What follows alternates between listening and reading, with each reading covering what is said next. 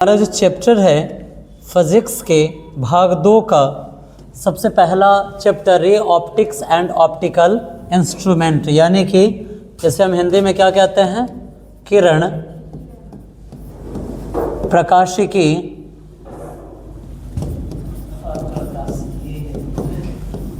और प्रकाशिकीय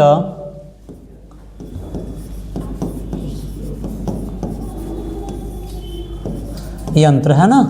चलिए, इसका कुछ क्लास हम कर चुके हैं। चैप्टर ये काफ़ी ज़्यादा इंटरेस्टिंग है। क्यों इंटरेस्टिंग? ये इसलिए है क्योंकि इसमें जिस भी परिघटनाओं को हम पढ़ रहे हैं उसे हम 10th क्लास में कवर कर चुके हैं। उसके अलावा इसमें जितने भी पॉइंट्स हैं उसे हम अपने दैनिक जीवन में उपयोग करते हैं, है ना। यही वजह है कि ये जो पाठ है काफ़ी ज़्यादा इंटरेस्टिंग है। बढ़ते आगे, ठीक है। हमने पूर्ण आंतरिक परावर्तन पढ़ा था, याद है? हमने पूर्ण आंतरिक परावर्तन पढ़ा था, जिसमें हम लोगों को एक फाइबर के बारे में पढ़ने को मिला था कि इसमें क्या होता है ना कि प्रकाश का पूर्ण आंतरिक परावर्तन संभव है। उसके बाद जो सेकंड पॉइंट था वो क्या था? डायमंड, जिसे हिंदी में क्या कहा जाता है बाबू? इसे हम कहते हैं हीरा। क्या कहते हैं? इसे हम कहते हैं हीरा। इसे कहा जाता है हीरा, ठीक है। ये हीरा है क्या? ये हीरा क्या है? तो ये एक कठोर पारदर्शी पदार्थ है जिससे होकर प्रकाश आसानी से आर पार आ जा सकता है ना। हमने 10th क्लास में पढ़ा था कि सबसे अधिक अपवर्तनांक किस पदार्थ का होता है? तो हीरे का अपवर्तनांक सबसे अधिक होता है, ठीक है। चलिए, हीरा क्या है? अगर आपसे पूछा जाए हीरा क्या है, तो हीरा एक पारदर्शी ठोस पदार्थ है, ठीक है। हीरा क्या है? तो हीरा एक पारदर्शी ठोस पदार्थ है जिसका अपवर्तनांक क्या होता है? बहुत अधिक होता है, और यह लगभग कितना है? 2.42 के बराबर होता है, ठीक है। एक बार फिर से क्लियर करते हैं, हीरा क्या है? तो हीरा एक पारदर्शी ठोस पदार्थ है जिसका अपवर्तनांक बहुत अधिक यानी कि 2.42 है। जब प्रकाश हीरे में प्रवेश करता है, जब प्रकाश कहाँ प्रवेश किया? हीरे में जब प्रकाश प्रवेश करता है तो इसका क्रांतिक कोण बहुत छोटा होने के कारण प्रकाश बार बार पूर्ण आंतरिक परावर्तन करता है, जिससे हीरा अत्यधिक चमकदार दिखाई देता है। अब ये जो आप देख रहे हैं क्रांतिक कोण, ये क्रांतिक कोण होता क्या है? ये जो क्रांतिक कोण आप देख रहे हैं ये होता क्या है? तो आपने क्रांतिक कोण को ही किस कोण के नाम से पढ़ा है? आलोचक कोण के नाम से पढ़ा है। किस कोण के नाम से पढ़ा है? आलोचक कोण के नाम से पढ़ा है, ठीक है। अगर जब भी आपसे पूछा जाए तो क्रिटिकल एंगल को हम क्रांतिक क्रांतिक कोण, या फिर इसी को हम क्या कहते हैं? आलोचक कोण भी कहते हैं, आलोचक कोण भी कहते हैं, ठीक है। और ये जो आप देख रहे हैं रिफ्रैक्टिव इंडेक्स, इसे हम क्या कहते हैं? अपवर्तनांक कहते हैं। जरा आप ध्यान से देखेंगे और मैं गारंटी के साथ कह सकता हूं कि आपका एक एक पॉइंट क्लियर होने वाला है, कहीं पर कुछ भी आपके साथ परेशानी नहीं आने वाला है। कैसे? और ये बात मैं क्यों कह रहा हूं? तो आप देखिए, जिसका अपवर्तनांक कम होता है उसका जो क्रांतिक कोण होता है वो क्या होगा? अधिक होगा। और जिसका क्रांतिक कोण अधिक हो उसमें प्रकाश का बार बार रिपीटेशन कम होता है, ठीक है। उसमें प्रकाश का बार बार रिपीटेशन क्या हो जाता है? कम हो जाता है। यानी कि जिसका अपवर्तनांक कम, उसमें प्रकाश का जो मतलब बार बार रिटर्न होता है, आता है, टकराता है, यानी कि जो उसका रिपीटेशन है टकरा कर वो जो बार बार परावर्तित होता है वो कम होता है, ठीक है। और जैसे ही अपवर्तनांक बढ़ा वैसे ही प्रकाश उस वस्तु में बार बार टकराएगा, यानी कि उसका परावर्तन भी बढ़ जाएगा, ठीक है। ध्यान रहेगा। क्या ध्यान रखना है? तो ध्यान यही रखना है कि अगर हम बात कर रहे हैं माध्यम का, जिस माध्यम का अगर अपवर्तनांक कम है वो कम चमकीला होगा। ठीक है, वो कम चमकेगा। क्यों? क्योंकि उसमें प्रकाश का बार बार परावर्तन हो पाना संभव नहीं है और उसका जो क्रांतिक कोण यानी कि जो आलोचक कोण होता है वो अधिक होता है। जब आप सबसे कठोरतम पदार्थ यानी कि हीरा के बारे में बात करते हैं तो आपने पढ़ा है कि हीरा का अपवर्तनांक क्या होता है? सबसे अधिक होता है।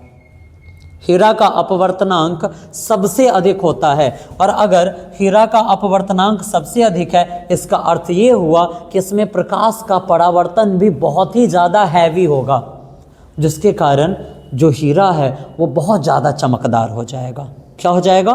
बहुत ज़्यादा चमकदार हो जाएगा और उसके बाद इसका जो क्रांतिक कोण होगा ये कम जाएगा। जैसे ही अपवर्तनांक बढ़ा क्रांतिक कोण घट गया। ठीक है, और जैसे ही आप देख रहे हैं अगर अपवर्तनांक घटा तो क्या होता है? क्रांतिक कोण बढ़ जाता है। समझने में कोई दिक्कत है क्या? नहीं ना। अब अगर आपसे पूछ दे, अगर आपसे क्वेश्चन कर दिया जाए कि बाबू बताइए कि हीरा अधिक चमकदार क्यों होता है, तो आप कहेंगे कि सर क्या है ना कि जो हिरवा है, हिरवा का अपवर्तनांक सबसे बेसी है। जो हीरा है हेकर अपवर्तनांक सबसे बेसी है और जिसका अपवर्तनांक ज़्यादा होता है ना उसमें प्रकाश का परावर्तन भी क्या होता है? ज़्यादा होता है। यानी कि लइकाड़ी वाला खेलवा याद कर लेना, कौन सा? झिझिर कोना कौन कोना जाओ, यानी कि हैमर से होमर, होमर से हैमर टकराना है। और जब प्रकाश ज़्यादा टकराएगा तो प्रकाश अधिक उत्सर्जित होगा और वहाँ पर वो जो माध्यम है उस माध्यम को आप क्या पाएंगे कि ये माध्यम और भी ज़्यादा अधिक चमकदार होते जा रहा है ना। साथ ही साथ जब आपसे ये पूछा जाए कि अपवर्तनांक और क्रांतिक कोण में क्या संबंध है, अपवर्तनांक और क्रांतिक कोण में क्या संबंध है, तो आप कहेंगे कि सर जी जिसका अपवर्तनांक जितना कम होगा उसका क्रांतिक कोण उतना ही अधिक होगा और जिसका अपवर्तनांक जितना अधिक होगा उसका क्रांतिक कोण उतना ही कम हो जाता है। कभी कभी आपसे क्वेश्चन ऑब्जेक्टिव के तौर पर यह भी पूछा जा सकता है कि सबसे अधिक अपवर्तनांक किसका होता है, तो डायमंड यानी कि किसका? हीरा का। कभी कभी आपसे ये भी क्वेश्चन पूछा जा सकता है कि हीरे का अपवर्तनांक बताए, तो 2.42। अगर आपसे हीरा का आलोचक कोण पूछ दे या फिर क्रांतिक कोण पूछ दे तो क्या आप उसका वैल्यू बताएंगे? 24.41 डिग्री बताएंगे। अगर आपसे जल के बारे में पूछ दिया जाए कि जल का अपवर्तनांक बताइए तो जल का अपवर्तनांक 1.33 होता है और इसका अगर क्रिटिकल एंगल यानी कि क्रांतिक कोण यानी कि आलोचक कोण के बारे में बात करें तो क्या होता है? 48.75 डिग्री। समझने में कहीं कुछ दिक्कत है? नहीं ना। चलिए बढ़ते अब हम अपने अगले स्लाइड की तरफ। जरा आप बताइएगा मुझे कि हीरा अधिक चमकदार क्यों दिखाई देता है?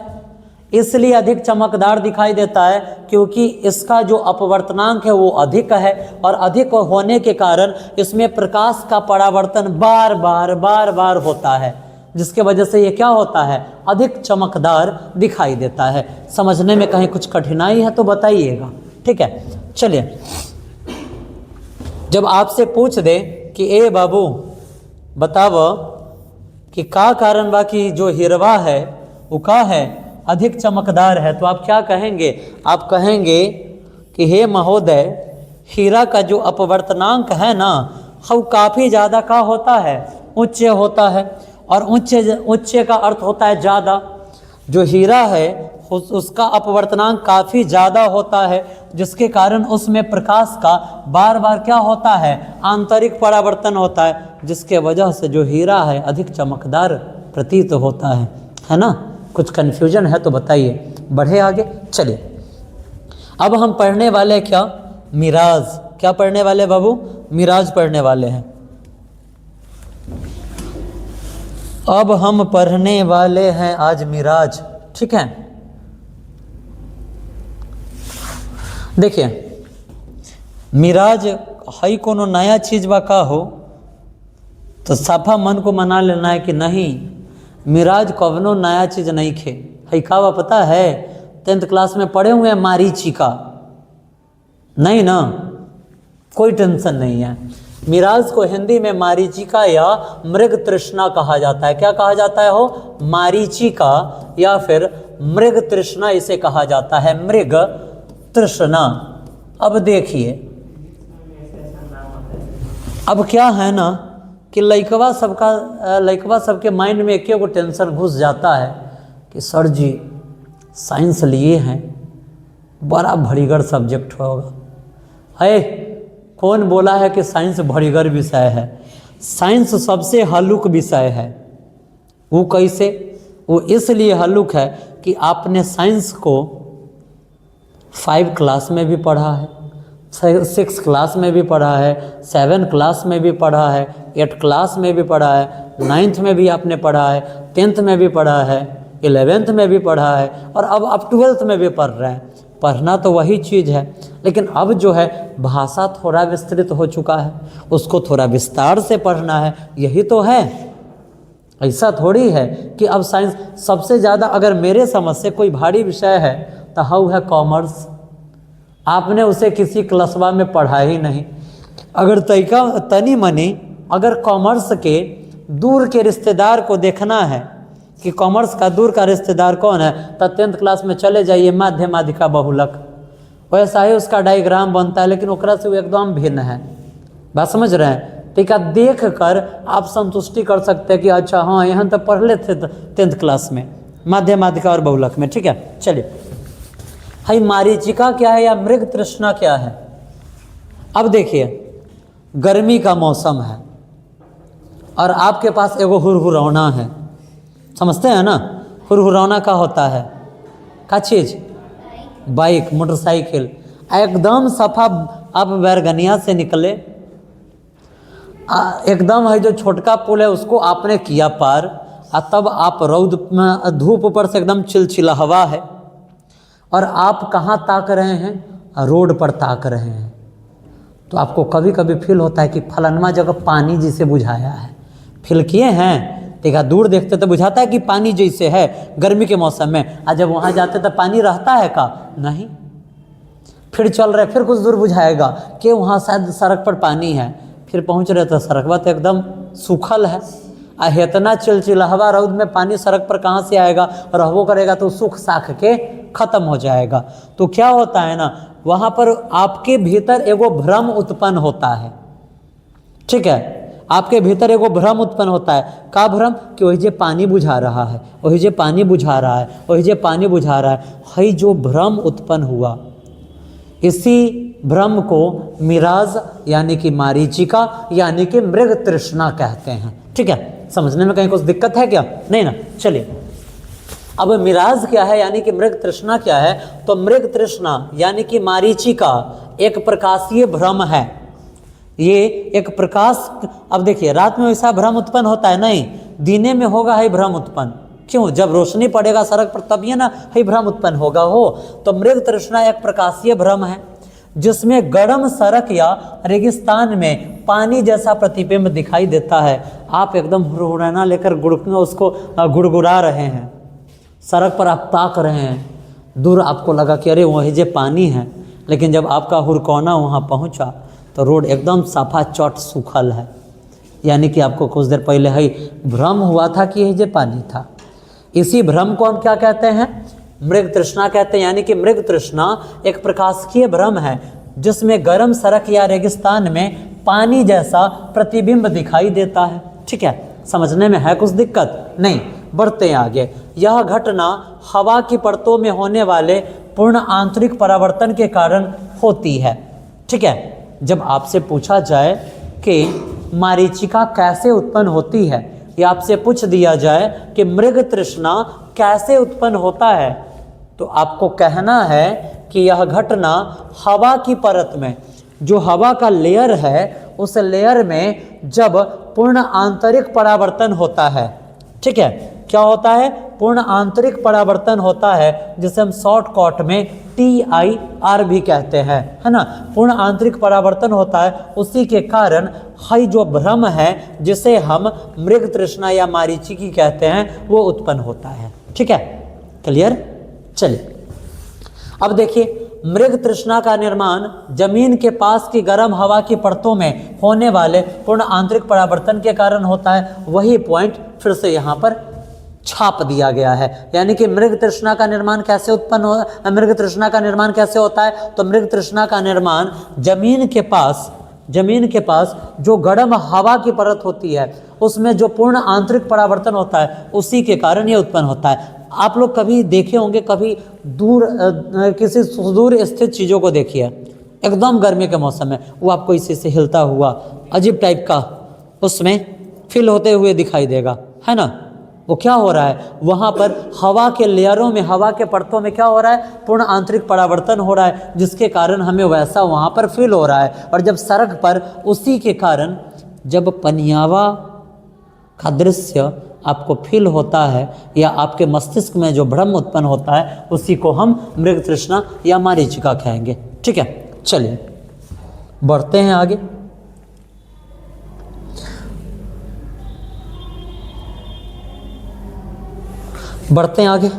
जब हम आगे बढ़ेंगे तो जरा देखिए, जब हम आगे बढ़ेंगे तो reflection at spherical surface and by lenses.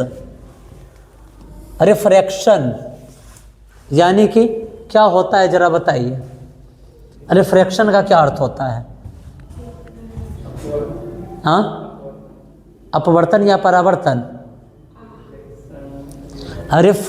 Refraction और रिफ्लेक्शन दोनों में क्या अंतर है, जरा बताइए आप।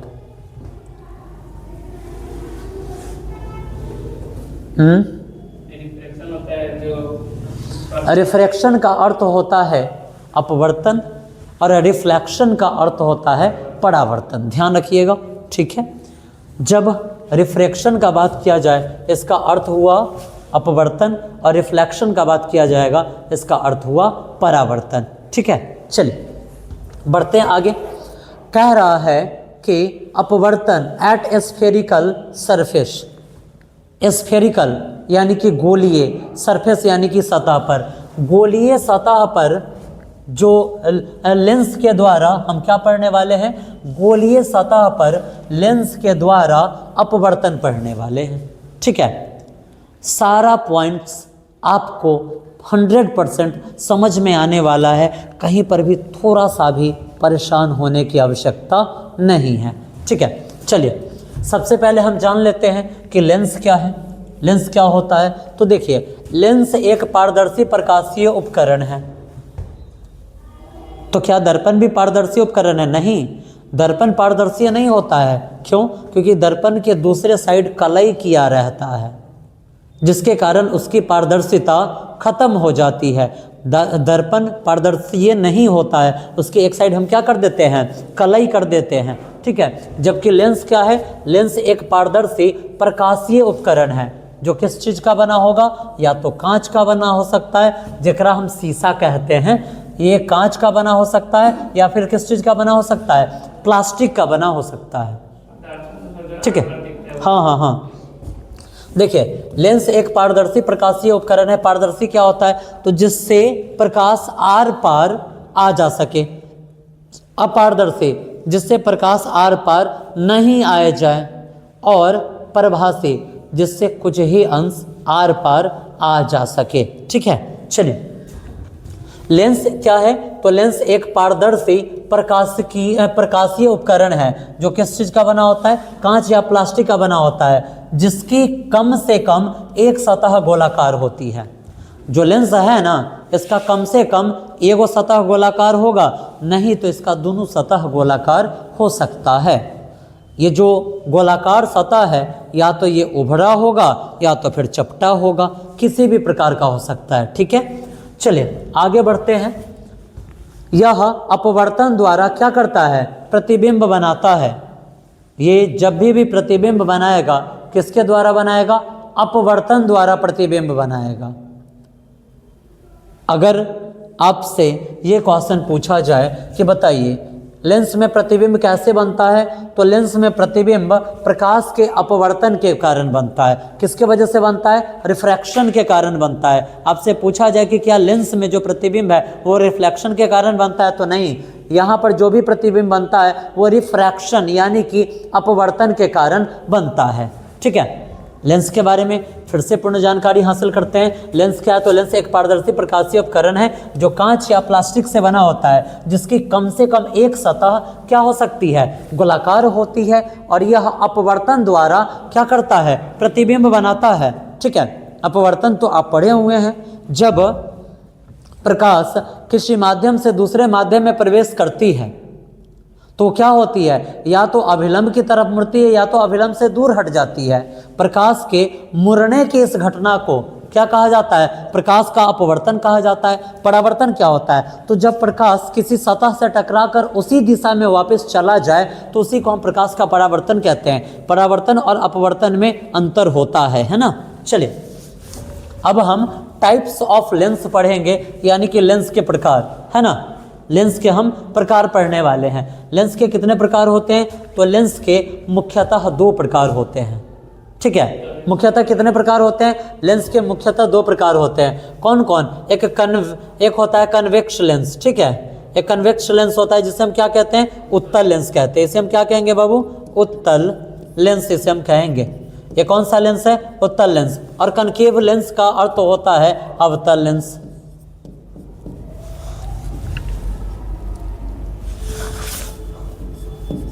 अवतल लेंस, है ना। चलिए अब हम पढ़ेंगे कन्वेक्स लेंस के बारे में, यानी कि उत्तल लेंस क्या होता है। तो उत्तल लेंस बीच में मोटा और किनारों पर पतला होता है। यह समानांतर प्रकाश की किरणों को एक बिंदु पर एकत्रित करता है। ठीक है, देखिए जो उत्तल लेंस है, उत्तल लेंस क्या करता है? उत्तल लेंस कैसा होता है सबसे पहले ये जान लेते हैं। तो उत्तल लेंस बीच में मोटा होता है। ठीक है, उत्तल लेंस बीच में मोटा होता है और किनारे पर क्या होता है बाबू? पतला होता है। कैसा होता है? पतला होता है। और ये जो समांतर प्रकाश की किरण जा रही है उसको एक बिंदु पर एकत्रित करता है। जैसे कि यहाँ देखिए, यहाँ से जब समांतर प्रकाश की किरणें यहाँ पर डाली जाएंगी तो क्या होगा? जरा देखिए, सारी रेखाएं यहाँ पे कैसा है? समांतर है। जब यहाँ पर प्रकाश पड़ता है तो ये क्या होता है? यहाँ देखिए, ये जो लाइन यहाँ से गया, यहाँ से ये जो लाइन जा रहा है, यहाँ से ये प्रकाश क्या हो रही है? अपवर्तित हो रही है। या तो ये आपको अभिलंब पर मिलती हुई प्रतीत होगी, या अभिलंब की ओर जाती हुई प्रतीत होगी, या फिर अभिलंब से दूर हटेगी। बात समझ रहे हैं? और ये जितने भी किरणें हैं ये एक बिंदु पर आकर क्या होती है? एक बिंदु पर आकर ये मिल जाती है। ठीक है, उत्तल लेंस का यही कार्य है। ठीक, समझने में कुछ तकलीफ नहीं ना। इमेज को आप अपने माइंड में सेट कर लीजिए कि उत्तल लेंस क्या है। उत्तल लेंस ऊपर नीचे पतला, बीच में मोटा होता है। जब यहाँ से समांतर प्रकाश की किरणें जाती है तो ये अपवर्तन के बाद एक बिंदु पर मिलती हुई प्रतीत होती है या मिलती है। ठीक है, जब आपसे पूछा जाए कि ये बाबू जरा बतावा हो कि जो उत्तल लेंस है उसके कितने प्रकार होते हैं? तो उत्तल लेंस के भी 3 प्रकार होते हैं और अवतल लेंस के भी 3 प्रकार होते हैं। ठीक है, अब यहाँ पर देखिए, जब आपसे पूछा जाए कि जो उत्तल लेंस है, इस उत्तल लेंस के कितने प्रकार होते हैं? तो उत्तल लेंस के 3 प्रकार होते हैं। कौन कौन? द्वि उत्तल लेंस। अब समझते चलिए, सिर्फ सुनते चलिए। आप इसका डेफिनेशन अगर आपको ज़रूरत होगा तो आप अपने कॉपी में नोट कर लीजिएगा। ठीक है, द्वि उत्तल लेंस किसे कहते हैं? तो वैसा उत्तल लेंस जिसका दोनों तल उत्तल हो। वैसा उत्तल लेंस जिसका दोनों तल क्या हो? उत्तल हो। क्या कहलाएगा? ये लेंस कहलाएगा आपका द्वि उत्तल लेंस। उसके बाद समतल उत्तल लेंस, जिसे हम क्या कहते हैं? समतलोत्तल लेंस भी कहते हैं। ठीक है। ये आपका कहलाता है उत्तल लेंस, समतलोत्तल लेंस, अवतल उत्तल लेंस, इसे हम अवतलोत्तल लेंस कहते हैं। ठीक है, उत्तल, यहाँ पर उत्तलोत्तल लेंस, समतलोत्तल लेंस और अवतलोत्तल लेंस इसे हम कहते हैं। ठीक है, बढ़े आगे। द्वि उत्तल लेंस को हम उत्तलोत्तल लेंस भी कहेंगे, समतल उत्तल लेंस को हम समतलोत्तल लेंस भी कहेंगे और अवतल उत्तल लेंस को हम क्या कहेंगे, अवतलोत्तल लेंस कहेंगे। ठीक है, इस तीनों का अगर आपको डेफिनेशन लिखना हो तो आप क्या लिखेंगे, द्वि उत्तल लेंस में क्या होता है, दोनों तल उत्तल होंगे। दोनों तल क्या होंगे, उत्तल होंगे। जब समतल का बात किया जाए, समतल और उत्तल में जब आप चलेंगे, उत्तल लेंस में समतल का बात किया जाए तो इसका एगो तल समतल और एगो तल उत्तल होगा। ठीक है, और जब अवतल उत्तल का बात किया जाए, जब अवतल उत्तल का बात किया जाए तो यहाँ पर क्या हो जाएगा, यहाँ पर इस लेंस का एगो तल अवतल और दूसर का तल क्या हो जाएगा, उत्तल हो जाएगा। अगर आपसे डेफिनेशन पूछ रहा है कि बताइए द्वि उत्तल लेंस किसे कहते हैं, तो वैसा उत्तल लेंस जिसका दोनों तल उत्तल हो, द्वि उत्तल लेंस कहेंगे। ठीक है, आपसे पूछ दे समतल उत्तल लेंस किसे कहते हैं, तो वैसा उत्तल लेंस जिसका एक तल समतल और दूसरा तल उत्तल हो, समतल उत्तल लेंस कहेंगे। और अवतल उत्तल लेंस किसे कहते हैं, तो वैसा लेंस जिसका एक तल अवतल और दूसरा का तल क्या हो, उत्तल हो, उसे हम क्या कहेंगे, अवतल उत्तल, यानी कि अवतलोत्तल लेंस इसे हम कहेंगे। ठीक है,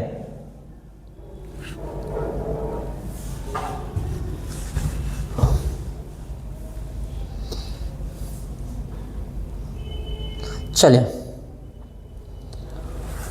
जिस फिगर को आपने ऊपर देखा है कि ये आपका एक उत्तल लेंस है ना, इसमें जो समांतर प्रकाश की किरणें होती है वो क्या करती है, एक बिंदु पर जाकर मिलती है। ठीक है, जिसे हम क्या कहते हैं, फोकस कहते हैं।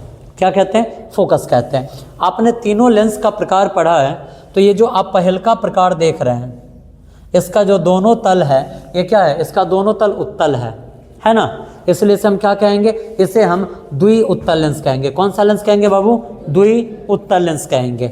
जब इसमें बात आप करेंगे तो देखिए, एक लाइन सीधा है जो समतल को दिखाता है और बीच वाला भाग यहाँ पर उभड़ा हुआ है जो उत्तल को दिखा रहा है ना, ये उत्तल को दिखा रहा है और ये समतल को दिखा रहा है, तो इसे हम क्या कहते हैं, समतल उत्तल लेंस कहते हैं। और इस फिगर में आएंगे तो ये देखिए, ये आपका उत्तल लेंस का फिगर आपको दिखाई दे रहा है और ये जो है आप देखेंगे इसी में आपको क्या दिखाई देगा, अवतल भी दिखाई दे रहा है। इसलिए इस फिगर को हम क्या कहते हैं, इस फिगर को हम कहते हैं अवतल उत्तल लेंस। समझने में कहीं कुछ दिक्कत है क्या, नहीं ना। चलिए आगे बढ़ते हैं।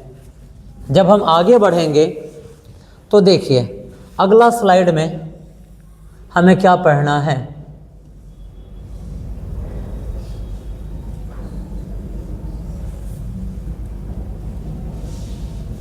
ये जो आप देख रहे हैं उत्तल लेंस, उत्तल लेंस में कैसा प्रतिबिंब बन सकता है, तो एकदम याद रखिएगा, एग्जाम में पूछता है कि उत्तल लेंस में कैसा प्रतिबिंब बनता है, तो उत्तल लेंस में वास्तविक प्रतिबिंब भी बनता है और आभासी प्रतिबिंब भी बन सकता है।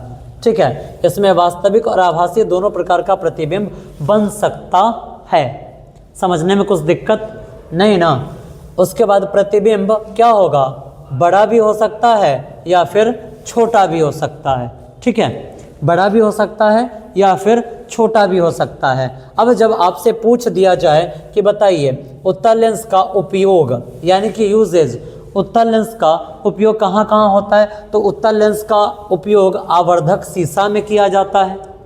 कैमरा में जो लेंस लगा रहता है वो भी कौन सा रहता है, उत्तल लेंस ही लगा रहता है।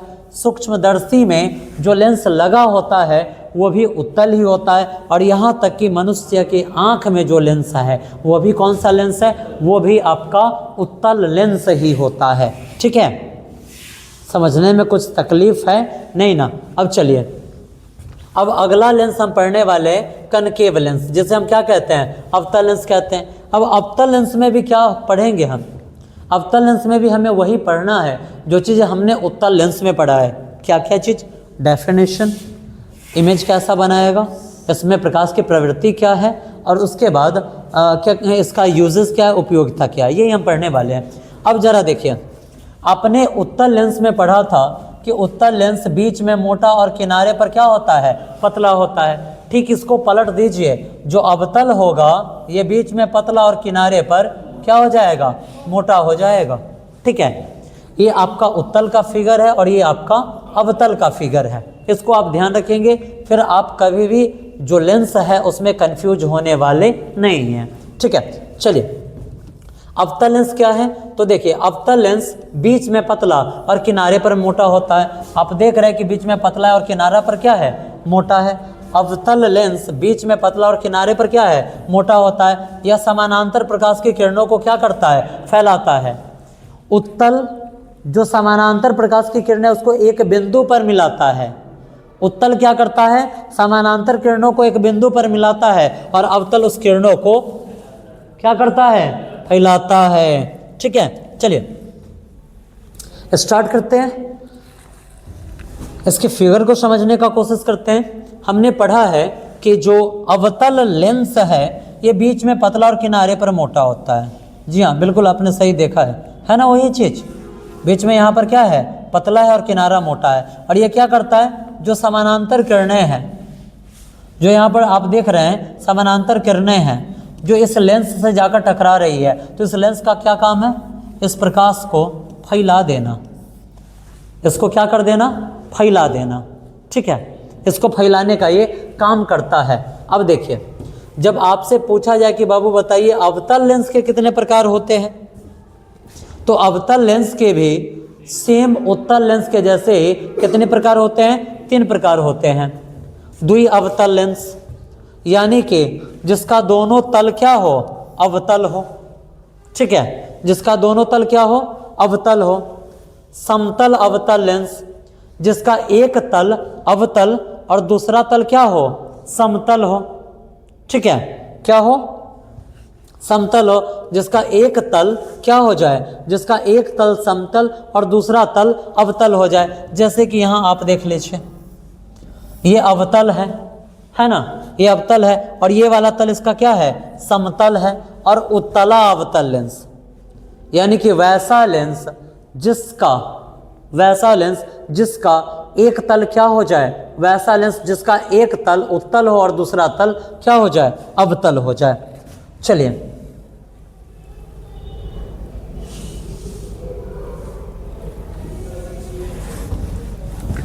देखिए यहाँ पे ये जो फिगर आप देख रहे हैं, नीचे आप स्पष्टता देख रहे हैं, लिखा हुआ है बायोकनकेव, है ना, बायोकनकेव, यानी कि ये द्वि अवतल का फिगर है। किसका है, द्वि अवतल का है। उसके बाद आप देख रहे हैं यहाँ पर लिखा हुआ है समतल अवतल लेंस। तो आपने यहाँ देखा एगो प्लेन है और एक यहाँ पर अवतल है, तब प्लेनो कनकेव, प्लेन मतलब समतल।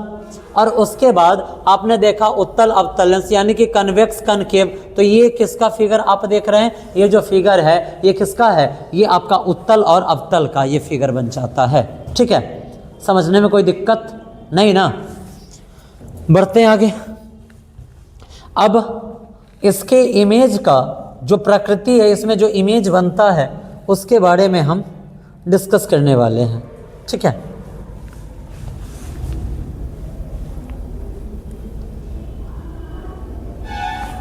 अवतल लेंस का